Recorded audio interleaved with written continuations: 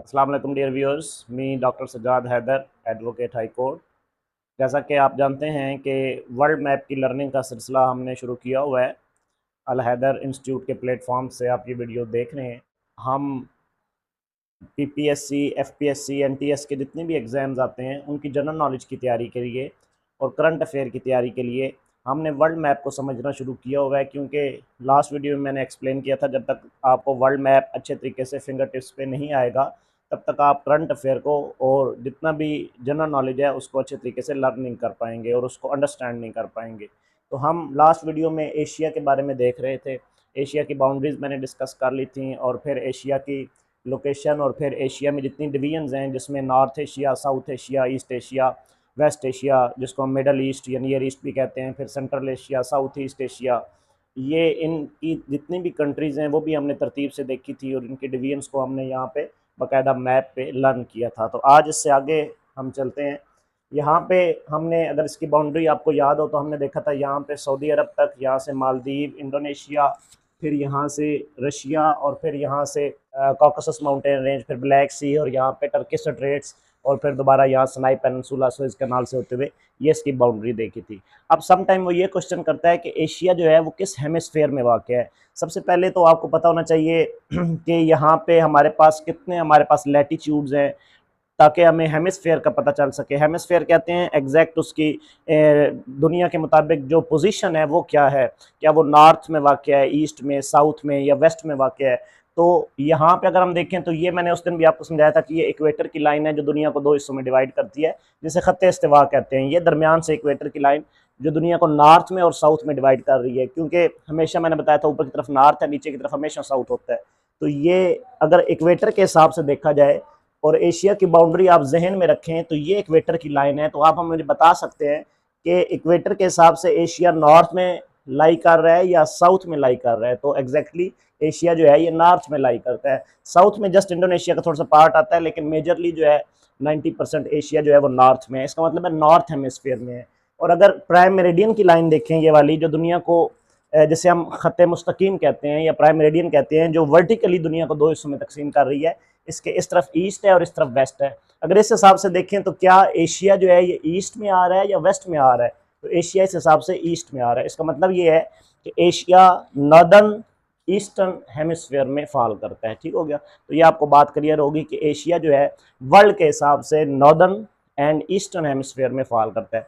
फिर वो समटाइम ये क्वेश्चन पूछता है कि एशिया कि कितने कंट्रीज़ में से इक्वेटर जो है वो पास होता है। तो ये इक्वेटर यहाँ से, असल में सबसे पहले मैं आपको बता दूं कि हमारे पास ये जो इमेजिनरी लाइंस हैं, इसमें जो हॉरिजेंटल इमेजिनरी लाइंस हैं, वो जो मेन लाइंस हैं वो 5 हैं, जिनको हम लैटीट्यूड बोलते हैं। और लैटीट्यूड में ये सेंटर वाली लाइन है जिसको हम इक्वेटर बोलते हैं। इक्वेटर 0 डिग्री पे होता है। इक्वेटर की डिग्री क्या है? इक्वेटर 0 डिग्री पे है। इक्वेटर से अगर हम 23.5 डिग्री ऊपर जाएँ तो यहाँ पे आपको एक डॉटेड लाइन नज़र आएगी, ठीक है, जिसको हम ट्रॉपिक ऑफ कैंसर बोलते हैं। इस डॉटेड, ये दूसरा हमारे पास लैटीट्यूड है इंपॉर्टेंट। ये इक्वेटर है जो 0 डिग्री पे है। अगर इससे हम नॉर्थ में जाएं तो यहाँ पे ट्रॉपिक ऑफ कैंसर है जो 23.5 डिग्री पे है। और मजीद ऊपर नॉर्थ में जाएं तो यहाँ पे फिर आपको एक डॉटेड लाइन नजर आएगी जब आप मैप देखेंगे। तो ये जो सबसे ऊपर वाली डॉटेड लाइन है इसको हम आर्कटिक सर्कल कहते हैं और ये 66.5 डिग्री पे है। तो इक्वेटर के ऊपर 2 लैटीट्यूड आ गए, इक्वेटर 0 डिग्री पे, फिर उसके बाद ट्रॉपिक ऑफ कैंसर 23.5 डिग्री पे और फिर आर्कटिक सर्कल 66.5 डिग्री पे।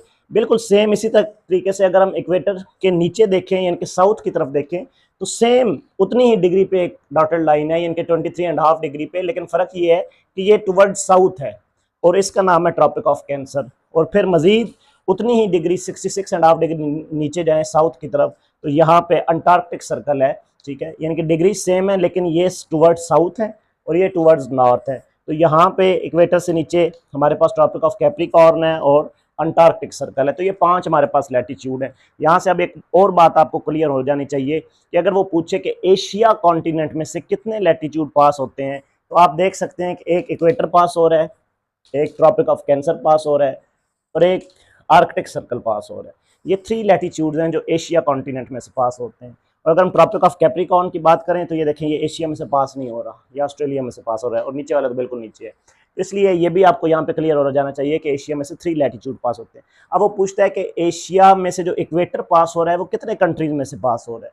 तो यहाँ से बड़ा आसान है, ये देखें कि चूंकि ये तो अफ्रीका है, अफ्रीका की उसने बात की नहीं। इससे आप आगे जाएंगे तो यहाँ पे ये आपको मालदीव्स नज़र आ रहा है, और बिल्कुल मालदीव के अंदर से, यहाँ से ये जो आइलैंड है इसके मालदीव के अंदर से इक्वेटर पास हो रहा है।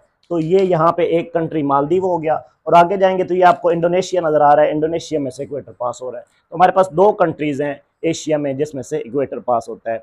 अगर वो इसी तरीके से ट्रॉपिक ऑफ कैंसर की बात करें तो यहाँ से चूंकि अब आपको मैंने कंट्रीज सारे करवा दिए हैं, अब देखना ना स्टेप बाय स्टेप आप चलेंगे तो आपको हर चीज़ ईजी होती जाएगी।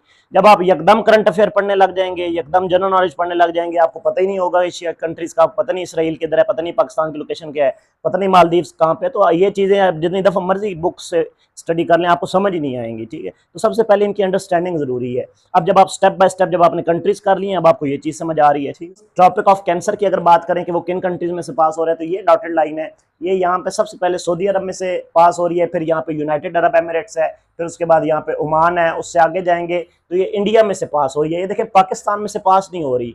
तो ट्रॉपिक ऑफ कैंसर पाकिस्तान में से तो पास नहीं होता, लेकिन वो एक क्वेश्चन यहाँ पे जरूर करता है, वो कहता है कि पाकिस्तान के करीब तरीन लैटिट्यूड कौन सा है। तो अगर आप देखेंगे तो पाकिस्तान के बिल्कुल करीब तरीन लैटिट्यूड जो है वो यहाँ पे ट्रॉपिक ऑफ कैंसर है, जो कि 23.5 डिग्री पे है, और पाकिस्तान जो है वो 24 डिग्री से स्टार्ट होता है। यानी कि जब आप पढ़ते हैं ना कि पाकिस्तान कितने लैटिट्यूड और कितने लॉन्गिट्यूड में वाक़ है, तो ये भी कॉन्सेप्ट अब आपको समझ आ जाएगा कि पाकिस्तान 24 डिग्री लैटिट्यूड से स्टार्ट होता है। ठीक हो गया, और यहाँ तक आपने इसके लैटिट्यूड और फिर यहाँ से लॉन्गिट्यूड वो हम बाद में देखेंगे, जिसको हम उर्दू में तूले बल्द और अर्ज़े बल्द कहते थे, तो वो, लेकिन वो टॉपिक अलग है, वो बाद में देखेंगे। तो यहाँ से बिल्कुल पाकिस्तान के करीब से ट्रॉपिक ऑफ कैंसर गुजरता है, और फिर ये आगे जाएँ तो इसी तरीके से इंडिया, और यहाँ पे बांग्लादेश, और फिर उससे आगे जो है बर्मा है जिसका नया नाम म्यांमार है, और फिर चाइना है। ठीक है, ये कंट्रीज हैं जिनसे ट्रॉपिक ऑफ कैंसर गुजरता है। अब आप लोगों की असाइनमेंट है एक, और ये असाइनमेंट का आंसर आपने नीचे कमेंट्स में देना है। ठीक है, इस असाइनमेंट का आंसर आपने कमेंट्स में देना है कि 2 तो मैंने बताए हैं, एक इक्वेटर और एक ट्रॉपिक ऑफ कैंसर, और ये जो आर्कटिक सर्कल है ये आपने बताना है कि एशिया के किन किन कंट्रीज में से गुजरता है, और मैप को देख के बताना है, गलत ना बताइएगा। अच्छा, ये चीज़ आपको यहाँ पे क्लियर होगी। अब देखें कि अगर हम एशिया के इंपॉर्टेंट सीज देखें तो यहाँ पे हमें, अगर इस तरफ से मैं शुरू करूँ एशिया के इंपॉर्टेंट सीज को, तो सबसे पहले आपको यहाँ पे ईस्ट साइड पे बेरिंग सी नज़र आ रहा है। तो ये यहाँ जस्ट आपने नोट कर लेने हैं कि एशिया के आसपास कितने सीज हैं, जस्ट फिलहाल आपने सीज के नाम याद रखने हैं। यहाँ पे ये बेरिंग सी है, उसके बाद इंपॉर्टेंट सी यहाँ पे सी ऑफ जापान आ जाता है, उसके बाद नेक्स्ट यहाँ पे येलो सी है जो कि चाइना का सी है, फिर यहाँ पे ईस्ट चाइना सी है जो कि चाइना का सी है, और फिर यहाँ पे साउथ चाइना सी है ये, जो कि दुनिया का सबसे बड़ा सी है। अगर वो पूछे largest C of the world कौन सा है, तो साउथ चाइना सी है।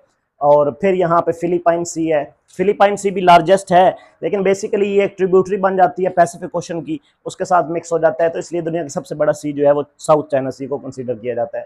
फिर उसके बाद इंपॉर्टेंट सी यहाँ पे देखें तो जावा सी इंडोनेशिया में आ गया। फिर यहाँ पे देखें तो यहाँ पे अंडमान सी है, थाईलैंड के और बर्मा के बिल्कुल साथ है। और फिर यहाँ पे देखें तो इंडियन ओशन, ये हमारा समंदर है बड़ा, ये सी तो नहीं है, सी से बड़ा फिर ओशन होता है, तो ये 5 बड़े ओशन में से तीसरा बड़ा ओशन है। और फिर यहाँ पे देखें तो अरेबियन सी आपका आ जाता है, और इससे आगे रेड सी जो कि सेपरेट करता है एशिया को अफ्रीका से। और फिर रेड सी के बाद यहाँ पे मेडिटेरेनियन सी जो कि बिल्कुल एशिया के वेस्ट साइड पे वाक़ है। और फिर यहाँ पे ब्लैक सी आ जाता है, और कैस्पियन सी को आपने कंसीडर नहीं करना सी में, क्योंकि कैस्पियन सी ये लेक है, largest lake of the world है, साल्टी लेक है और दुनिया की सबसे बड़ी लेक है। और यहाँ पे फिर इसी तरीके से अगर रशिया के यहाँ पे कारा सी है, और यहाँ पे लेप्टेव सी है। ये सीज जो हैं ये इंपॉर्टेंट मैंने आपको बता दिए। ठीक हो गया। अब नेक्स्ट वीडियो में हम इसी तरीके से एशिया की स्ट्रेट्स देखेंगे। Straits narrow strip of water होती है जो 2 बड़े समंदर को, 2 बड़े सीज को या 2 बड़े वाटर बॉडीज़ को आपस में कनेक्ट करती है। तो इंपॉर्टेंट स्ट्रेट कौन कौन सी हैं जो कि एशिया में वाक़ हैं, ये हम अपनी नेक्स्ट वीडियो में देखेंगे। यहाँ तक अच्छे तरीके से इस चीज़ को समझें, और अगर आपको ये लेक्चर पसंद आया है तो इसके नीचे कमेंट भी ज़रूर करें, और इस वीडियो को दूसरों तक पहुँचाने के लिए इसको लाइक और शेयर भी ज़रूर करें।